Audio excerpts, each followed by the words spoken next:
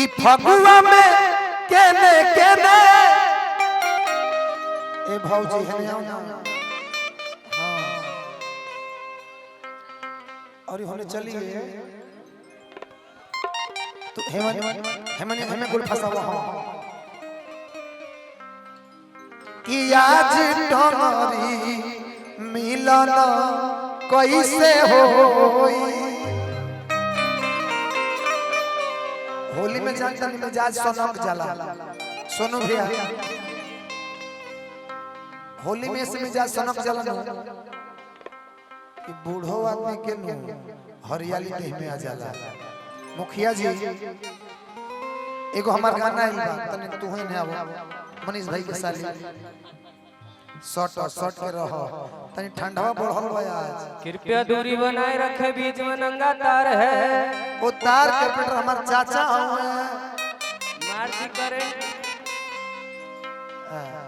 नेपालवा के तनी मनी बडरवा न हवा ने बिक देले बा तार कुछ नहीं खनो बिगले लेकिन ई फरारी गाड़ी के पीछे ही करी जन बाबे हां हमार तो आगे ही जन बा कि फगुआ में केने केने हे भौजी के भोजन भाई कि चोलिया में ओजन भाई कि होलिया में ओजन भाई कि चोलिया में सुजन भाई कहतानी कि काहे में सूझ गइल बा मैं छुजन ए पर रोज लेली के तेल छपाता यही से इहो धोबिया में रही भैया कि फगुआ में केने केने भौजी के भोजन भाई फगुआ में भौजी के भोजन भाई फगुआ में केने केने भौजी के भोजन भाई हाय दैया हाँ हाँ एक बार आओ आओ आओ आओ तो फगुआ में केने केने भौजी के भोजन भाई फगुआ में केने केने भौजी के भोजन भाई बाप हो टंगरी काहे उठेले बगली 9 करोड़ बचा के ब्याह माने 6 करोड़ लेवे के चाहत तू तानी मानी अटकते अटकते रह गइल तो होलिया में भोजन भाई चोलिया में सुजन भाई होलिया में भोजन भाई चोलिया होलिया में भोजन भाई चोलिया में सुजन भाई होलिया में भोजन भाई चोलिया में सुजन भाई फगुआ में केने केने भौजी के भोजन भाई फगुआ में भौजी के भोजन भाई फगुआ में केने केने भौजी के भोजन भाई बोलना भौजी बड़ा मारत दिया पाछा से अभी से आम की कोरा हो गइल बा तो होलिया में भोजन भाई होलिया में सुजन भाई होलिया में भोजन भाई चोलिया में सुजन भाई होलिया में भोजन भाई होलिया में सुजन भाई होलिया में भोजन भाई चोलिया में सुजन भाई अभिषेक भैया पूरा नहीं के माने के होली हो मन मानो सुने के तब पूरा होली भर भौजी नया सूध बारी हो कि खाला पीटू रवि पाकल अमरूद बारी हो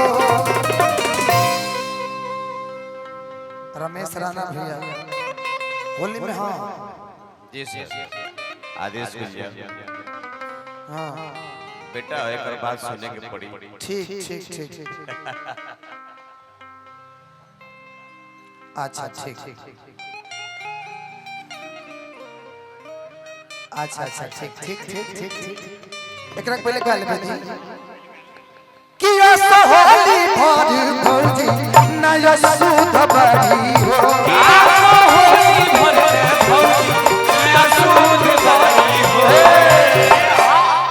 देखा जाते बाड़ू तो तू पूरे खाली नीचे जा ए खाली नीचे ले जा मुखिया जी के मन बा कि खाला रबी बिटू पाकल अमरूद बड़ी हो बिटू पाकल अमरूद बड़ी हो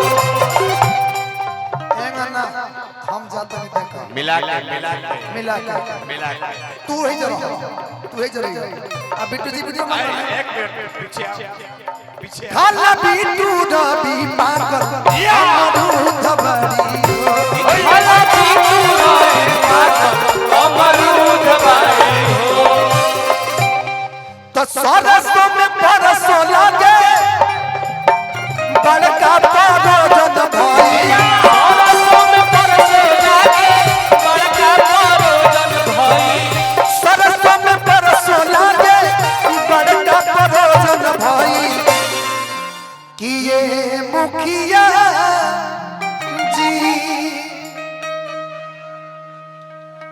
ए मुखिया जी आई किया चाहिए अच्छा दोनों भाई मुखिया जी उरुसल बने कि ये मुखिया जी मन होखे तो बोली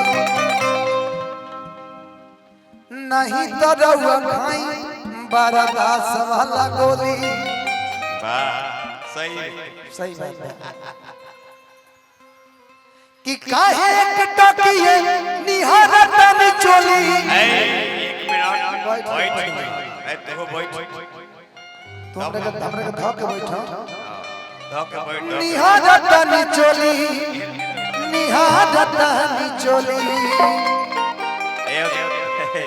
कि ये मुखिया जी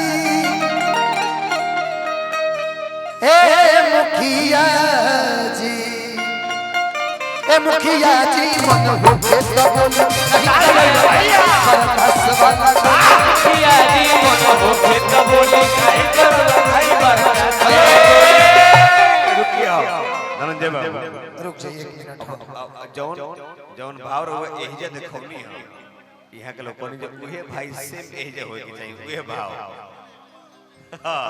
हमारे सोनू सिंह की छाती पर बानी हमरा राइफल भी रवले अच्छा झूठो मुठो के हमके बानी दे रवाले की छाती पर बानी हमरा राइफल भी रवले झूठो मुठो के हमके बानी दे रवाले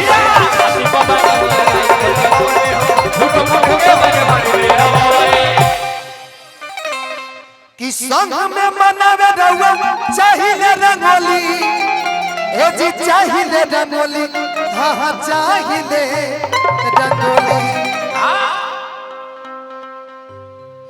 ए मुखिया जी बोला बोला ए जहाज बुकिंग काल होई गया आजे होई कि ये मुखिया जी बुकिंग आजे होई क्या पूरा धन दे दिखा ए मुखिया जी तू ये जरो हमारा ए मुखिया जी मन होके तो बोली नहीं तो वही बरदास वाला गोली ए मुखिया जी मन होके तो बोली नहीं करो भाई बरदास वाला गोली ए मुखिया जी मन होके तो बोली नहीं तो वही बरदास वाला गोली ए मुखिया जी मन होके तो बोली नहीं करो भाई बरदास वाला गोली जाता गा परदेश पलमुआ हमके छोड़ के जाता रो परदेश बलमुआ घर में हमके छोड़ के तनी जाए से पहले खाला से रोटी बोल के जाए से पहले खाला उठना से रोटी बोल के नहीं करो भाई बरदास वाला गोली ए मुखिया जी मन होके रहिए। मोतिहारी के आन बान शान, बहुत ही प्यारा साउंड, लालू साउंड सर्विस, जिसके प्रोप्राइटर गोलू भैया है। आपका साउंड का जोड़ा नहीं है पूरे मोतिहारी में नहीं। अच्छा, कॉम्बिनेशन आपके साथ हमेशा है। राजा साहब इवेंट के साथ में कॉम्बिनेशन है, तो हम लोग के साथ भी आज से बन गया राणा साहब इवेंट। राणा साहब इवेंट्स। जी। तो लालू भैया, ज्यादा कुछ मैं कहूंगा नहीं आपके लिए, बस ऐसे ही आप साउंड के माध्यम से उंगली का अपना खेला है वो दिखाते रहिए। लेकिन कबो कबो 13 नंबर की जगह 32 नंबर मत धाले रहो। जोड़ा नहीं खिला लो साउंड के। क्या बात है, एक बार जोरदार ताली लालू साउंड के लिए। चलिए। वाह। कि झूठो मूठो के हम के बानी डेडवा वाले, छाती पर बानी रउआ राइफल भी रवले।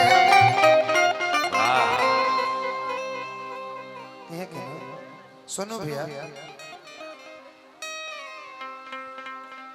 अब जानता रू कौन गाना होई? अब वो गाना ना होई कि रानी मोर खजानवा। अच्छा, हम दूसरा मिजाज के कलाकार हैं, लेकिन आज के डेट में अपने आप को रुआ इसन तो कोनो कलाकारे नहीं इंडस्ट्री में। हम सलाई में जेने लगाए बोने लग जाते। हमने भैया बहुत कलाकारों को अपने इवेंट में भी गवाया है, बहुत लोगों के साथ मैंने काम भी किया है, लेकिन धनंजय एक ऐसा लड़का है जिसमें कलेजा है, जिसमें संस्कार है, जिसमें वो एक ऐसी कला है जो सबके दिलों पे राज करने की ताकत रखता है। सही बात है ना? एक बार ताली बजनी चाहिए हमारे भाई के लिए। ताली बजा दे आप सभी। जी भैया। एक और चीज, थैंक यू। दिल चुराने वाले।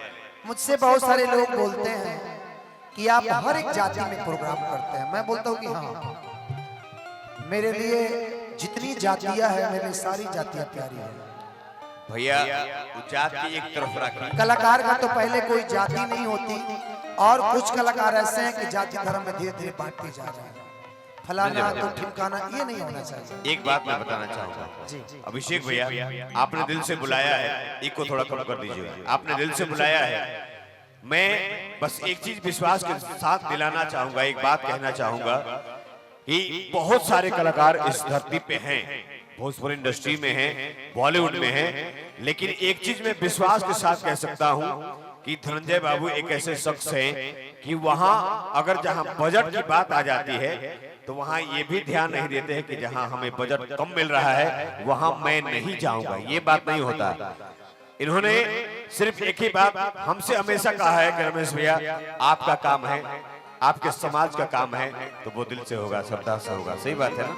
हमेशा ये हमारे लिए बहुत बड़ी बात है, खास करके हमारे अभिषेक भैया। एक बार बात हुई और एक बार में फाइनल होगा, है ना भैया?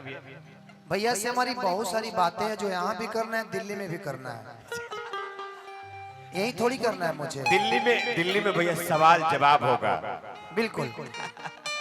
वहाँ एक लाइन आपके लिए मैं जरूर गाऊंगा कि तू बदली, तू बदली, तू बदली 100 बार सी, एक बार नहीं बदला। असी तेरे वांगू बेदर्दे कदया नहीं बदला। मेरा जोन अलग है, मेरे फील्ड बिल्कुल अलग है।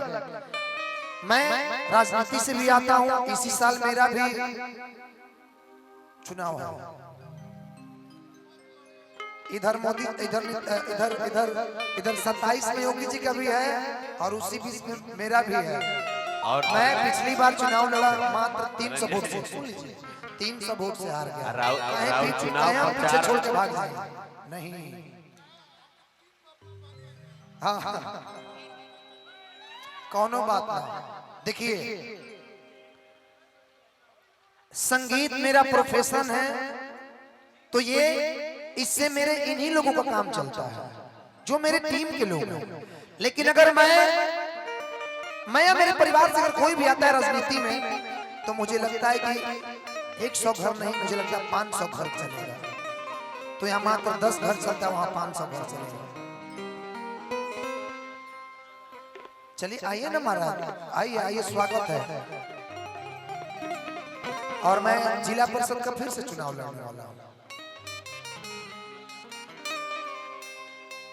ना ना, अब हम कुछ इतना ना बोलब। एगो एब्स्टीन फाइल चालू भइल बा, ई एगो अलगे डिस्टर्ब कइले बा। पता नहीं ये है क्या, इतने बड़े बड़े लोग, जेफरी एब्स्टीन, इतने बड़े बड़े लोग और उस चीज को रोक नहीं पा रहे हैं। आखिर मैटर क्या है भाई? ये या तो हम लोग के दिमाग के साथ खेला जा रहा है, नहीं तो बताइए उसमें डोनाल्ड ट्रंप का नाम है, जो विश्व का सबसे पावरफुल इंसान, उसका नाम है, उसी का फोटो गप गप गप गप आ रहा है। तो या तो हमारे दिमाग के साथ खेला जा रहा है, या फिर बहुत बड़ा खेला होने वाला पूरा देश।